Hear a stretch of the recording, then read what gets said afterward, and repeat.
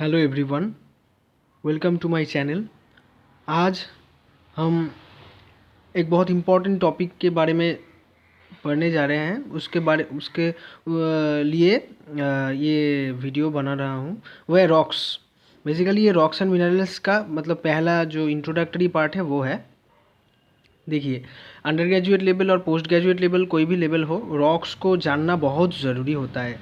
Rocks अगर हम कहीं पे घूमने भी जाए, जैसे जियोग्राफर्स को लॉट्स ऑफ ट्रैवलिंग होता है तो वह बहुत जगह में जाना पड़ता है। तो वहाँ पे अगर कुछ मतलब माउंटेनियस रीजन हो तो बहुत सारा रॉक्स एंड वो पड़ा हुआ दिखेंगे मिनरल्स। तो हमें पहचानना कैसे है? तो उसके लिए तो एक बेसिक नॉलेज होना बहुत ज़रूरी है कि ये सब होता कैसे है।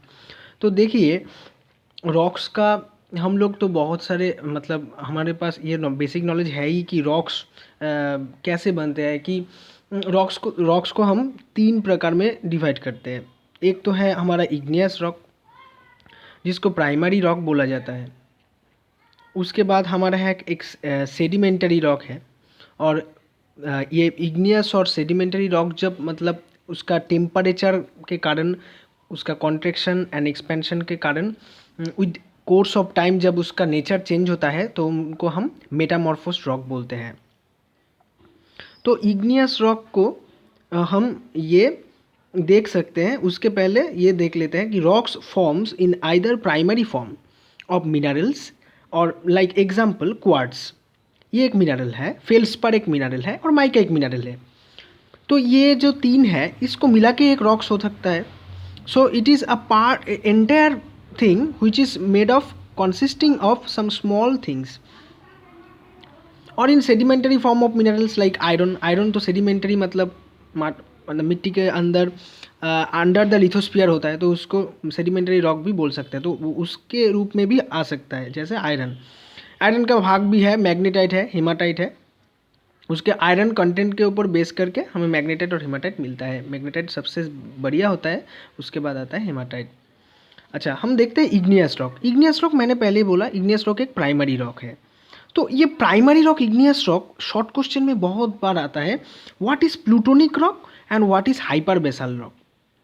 सो प्लूटोनिक रॉक उसे बोलते हैं जो डीप सीटेड है। मतलब अगर मतलब धरती के अगर अंदर एकदम बहुत अंदर जब जो रॉक हो रहा है, मतलब जो हमारे पास जो लिथोस्फीयर है उसका भी बहुत नीचे वाला पार्ट में जब जो रॉक फॉर्मेशन हो रहा है इग्नियस रॉक, उसको प्लूटोनिक रॉक बोलते हैं, डीप सीटेड।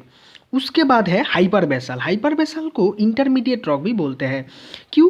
क्योंकि इस ये ना बहुत ज़्यादा मतलब डेप्थ में होता है और बहुत ज़्यादा क्रास्ट में भी नहीं होता। ये this is intermediate rock, that's why this is known as hyperbasal. Keep it in your mind. And the third one is volcanic, that is extended, I mean extruded, sorry, extruded rock. तो volcanic rock क्या होता है? Volcanic का तो explosion होता है, वो earth crust के बाहर निकल जाता है, तो इसीलिए उसके एक्सट्रूडेड रॉक बोलता है।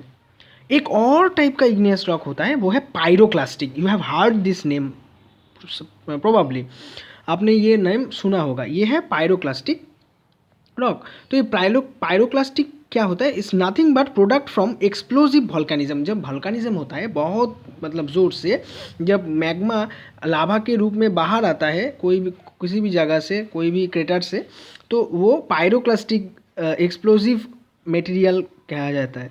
Now this are the four type of igneous rock we have. The first one is the plutonic, the second one is the hyperbasal, the third one is the volcanic, and the fourth one is the pyroclastic. Now, one interesting thing, like if igneous rock cools first, अगर जल्दी ठंडा होता है तो that is known as coarsely crystalline texture. मतलब उसका जो दाना होगा, उसका जो ग्रेन्स होगा वो बड़ा होगा, कोर्स ग्रेन्ड होगा। अगर इग्नियस रॉक कूल्स स्लोली, अर्थात मतलब उसका मीनिंग अगर धीरे धीरे ठंडा होता है, सो फाइन क्रिस्टलाइन टेक्सचर, उसका जो टेक्सचर होगा वो फाइन ग्रेन्ड होगा।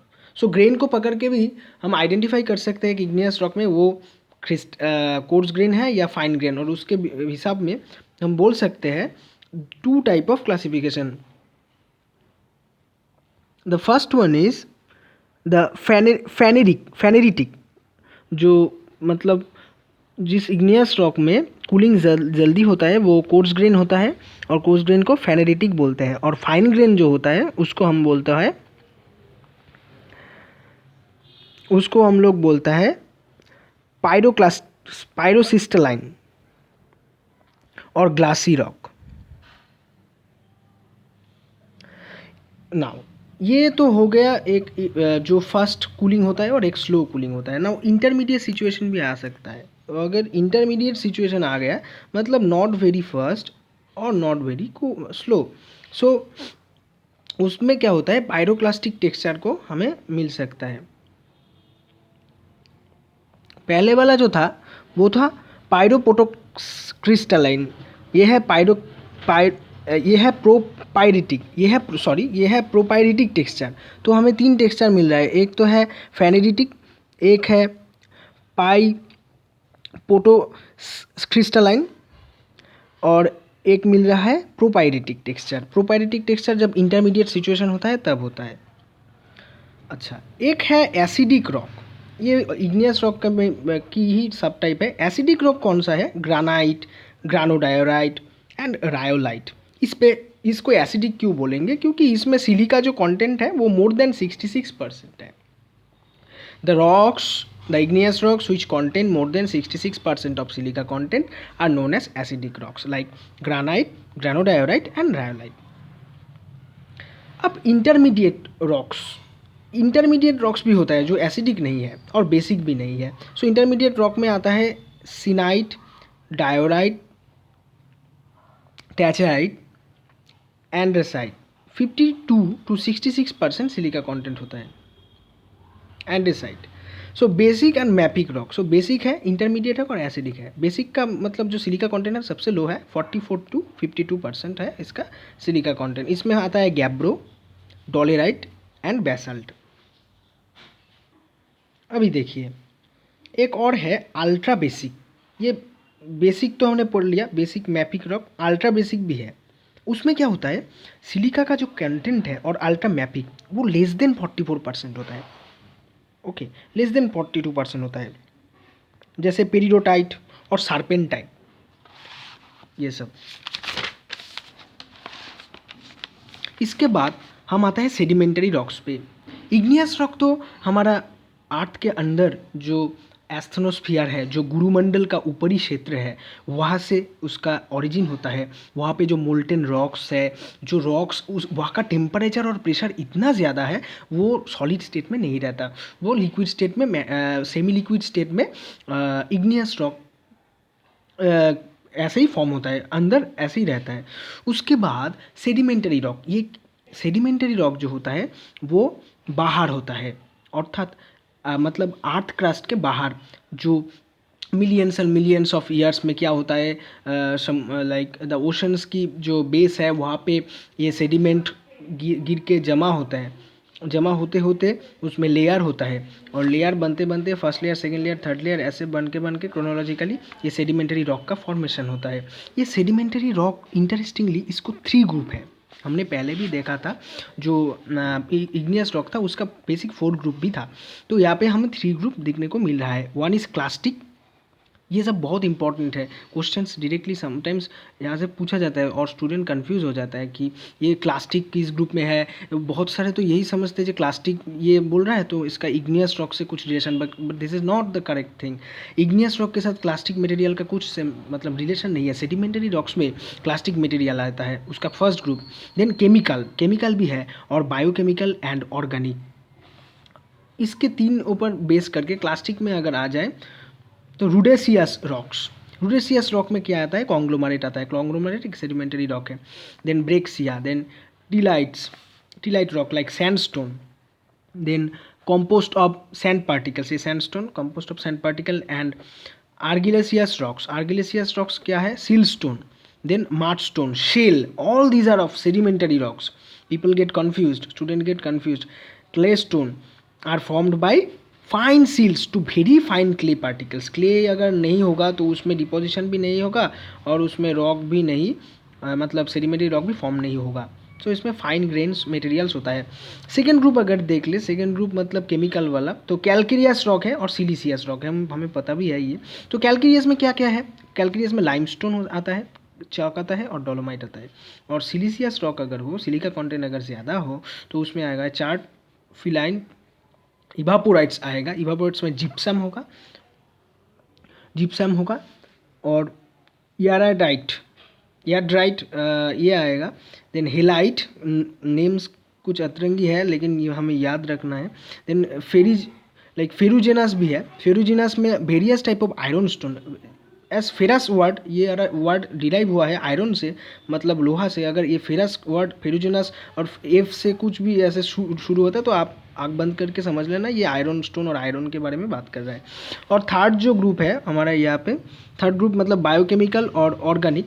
तो ये थर्ड ग्रुप में हमें मिलता है कार्बोनेशियस रॉक्स। इसको क्या होता है, लिग्नाइट कोल, जो कार्बोनिफेरस पीरियड था हमारा, वहाँ पे क्या हुआ था उस टाइम पे, बहुत सारा हमारा एनिमल्स एंड ट्रीज ये सब जो दब गया था, और उसके टाइम के दौर मतलब due course of time that compressed and it formed and changed its formation and became coal, that is sedimentary rock. तो कोल और लिग्नाइट सेडिमेंटरी। थर्ड ग्रुप में बायोकेमिकल एंड ऑर्गेनिक ग्रुप के अंदर में दो है, उसके पहले वाला है कार्बोनेशियस रॉक मतलब लिग्नाइट और कोल।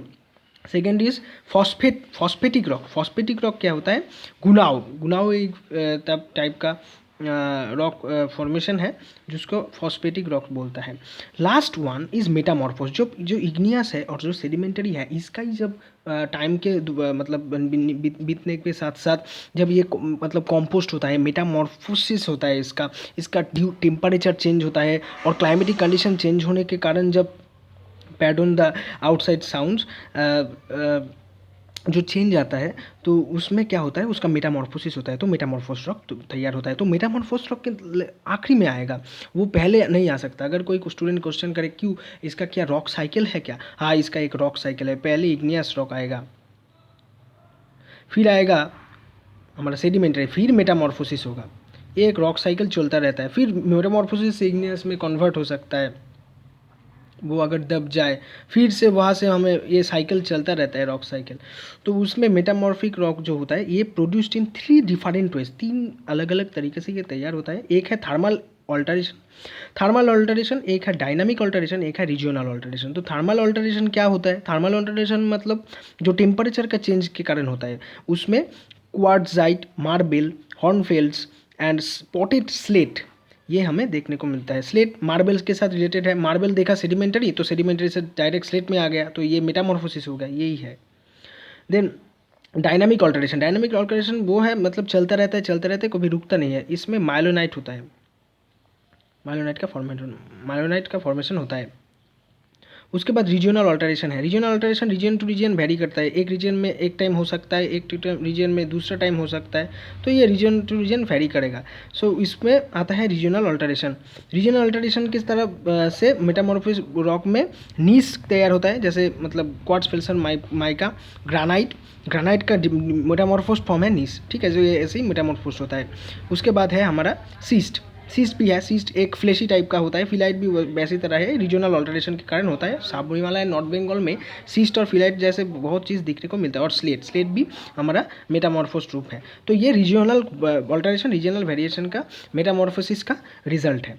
तो ये हमने बहुत ही जल्दी कम टाइम में हमने 3 बहुत ही important rock type, igneous, metamorphic and sedimentary rock को हमने बहुत अच्छे से समझ लिया। ये अब जब भी आपको मतलब कुछ प्रिपरेशन करना हो, अगर इग्नियस रॉक, मेटामॉर्फिक रॉक और मतलब सेडिमेंटरी रॉक का, आपको बुक में भी मिल जाएगा, लेकिन बुक में इतना शॉर्ट और क्रिस्टल क्लियर नहीं मिलेगा, तो आप ये वीडियो ज़रूर देख लेना। वीडियो को आखिरी तक देखने के लिए धन्यवाद।